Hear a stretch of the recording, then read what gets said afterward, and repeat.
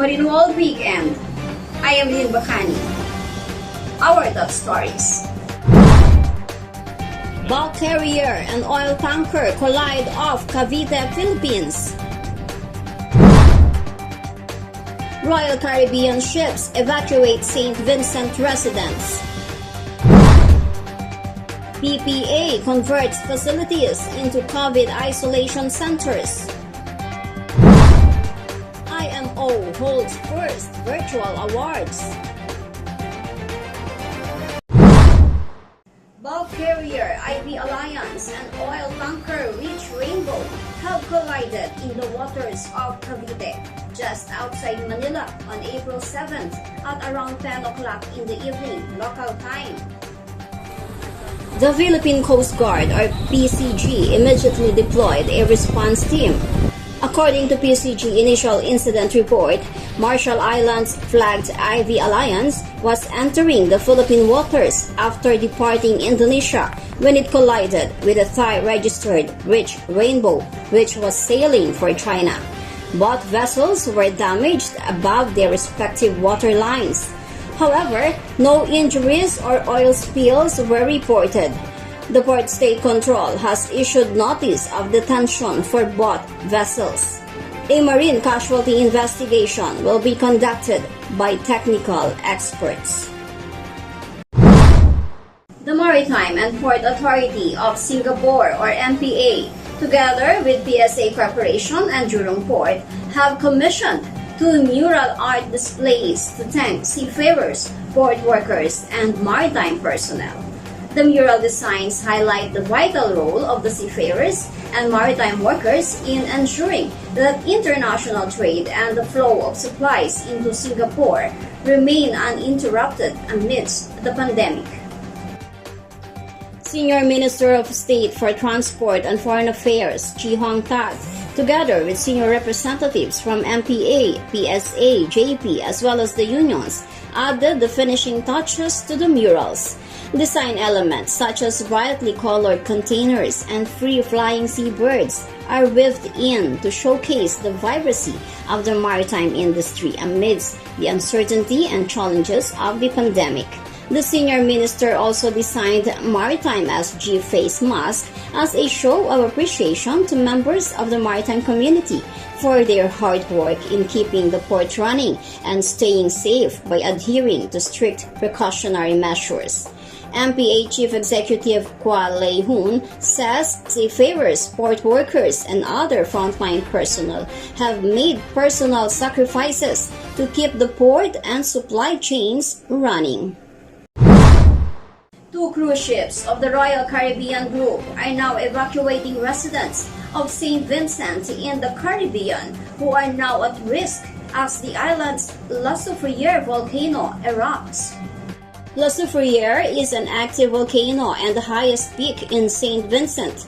It violently erupted in 1718, 1812, 1902, and 1979. Serenade of the Seas and Celebrity Reflection arrived in the island on April 8. Both cruise lines are also working closely with St. Vincent authorities for the necessary precautions to protect the health and safety of the crew and passengers who board the ships. St. Vincent and the Grenadines Prime Minister Ralph Gonsalves thanked the cruise owners and operators, Royal Caribbean International and Celebrity Cruises, for their humanitarian efforts. Gonsalves has issued evacuation order to all residents living in the red zones on the northeast and the northwest of the island. All residents were asked to act accordingly with immediate effect to ensure their safety and that of their families. Up next, PPA converts facilities into COVID isolation centers. IMO holds first virtual awards.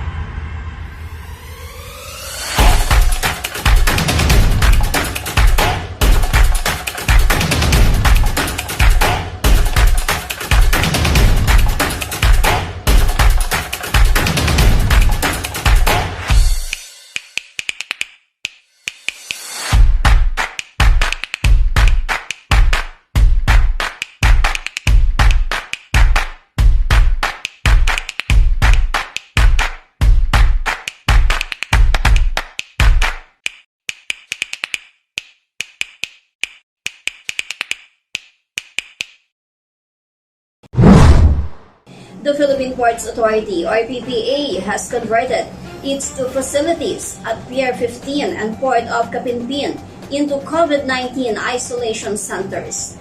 This is to augment the country's current healthcare system as major hospitals in Metro Manila and in nearby areas are currently operating beyond their full capacity. The Eva Macapagal Super Terminal in Pier 15 was converted into a COVID-19 treatment facility equipped with medical requirements for treatment of COVID-19 patients and was turned over by the PPA to the Philippine Coast Guard in April 2020. It has a total of 211 cubicles distributed in different zones to accommodate patients with mild, advanced, and severe COVID-19 infections. It is also equipped with hospital beds, portable toilets, cargo containers for showers, and open-air dining facilities. Meanwhile, the Port of Capinpin Quarantine Facility in Orion, Bataan was formally commissioned in October 2020 and was initially intended to accommodate seafarers participating in crew change activities, returning overseas Filipino workers, as well as non-OFWs. It has a 124-bed capacity, which includes 25 cubicles intended for high-risk individuals and separated by a fully equipped nurse station. Moreover, 2 rooms with 12 bank beds each are likewise allotted for medical frontliners. The 2 facilities were established through the donations of the Lopez Group of Companies.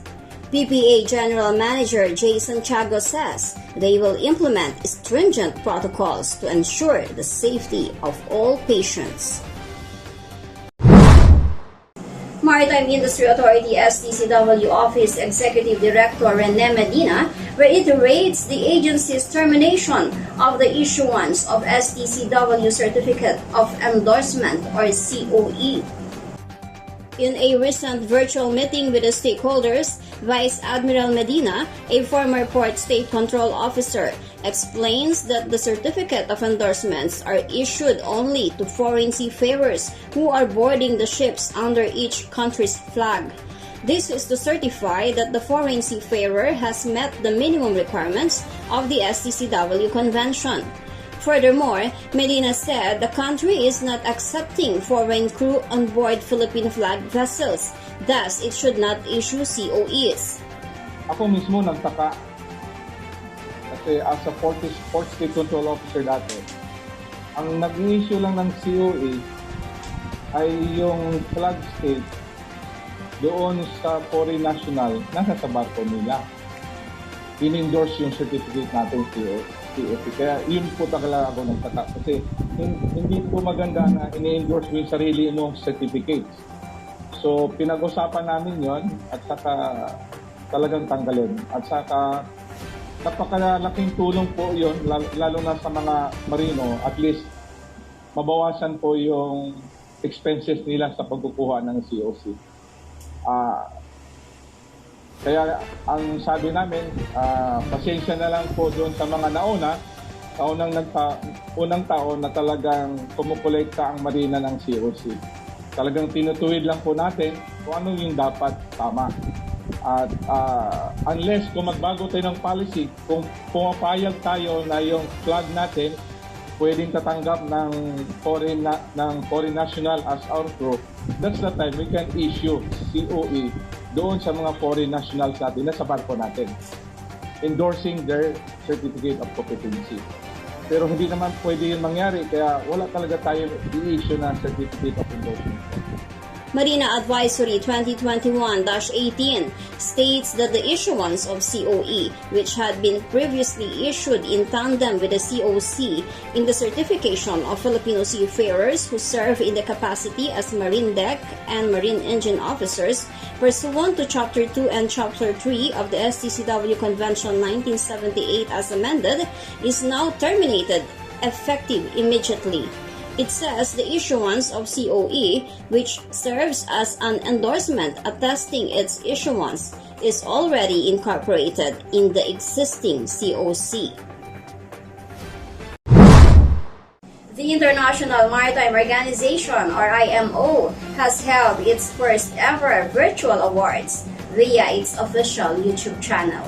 Among the recipients of the 2020 IMO Award for Exceptional Bravery at Sea is Petty Officer 2nd Class Ralph Ofalia Barahan of the Philippine Coast Guard. The next nomination is that of Petty Officer 2nd Class Ralph Ofala Barajan of the Philippine Coast Guard, nominated by the Philippines for his leadership and determination displayed during the flooding and sinking of the MV Seragio Princess, whilst he was one of the 55 passengers and off-duty. Thanks to his courage and decisiveness, Petty Officer Barajan ensured the survival of all 62 lives on board the sinking Seragio Princess and greatly contributed to their successful rescue by the Philippine Coast Guard. We would like to thank the Philippines for nominating such an outstanding individual, and we now pass over to Petty Officer Barajan to say a few words. Good day, ladies and gentlemen.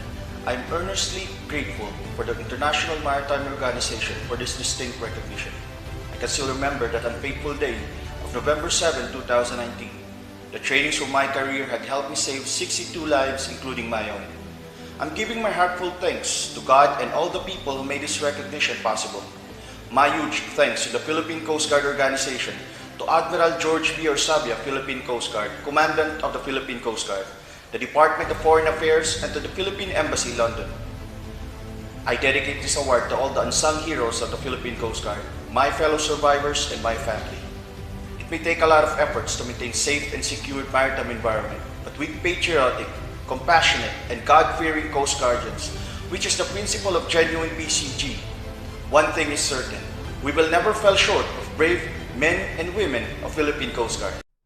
Other awardees of the 2020 IMO Award for Exceptional Bravery at Sea are Mr. Marcio Santos Teixeira and Mr. Fabio Rodriguez Alves de Abreu, members of the Sao Paulo Pilots, for averting a major oil spill event at the Terminal Almirante Barroso in Sao Sebastião Port.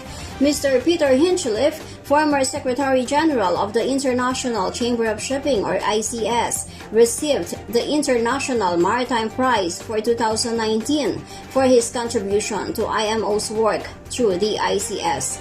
The IMO Virtual Awards replaced the traditional IMO award ceremony that would have taken place at IMO headquarters in London last autumn. Tonight on Maritime Viewpoints, PMMA Superintendent Commodore Joel Abutal will talk about the education and training of our future marine officers amidst the pandemic. Thank you for watching Marino World Weekend. Stay tuned.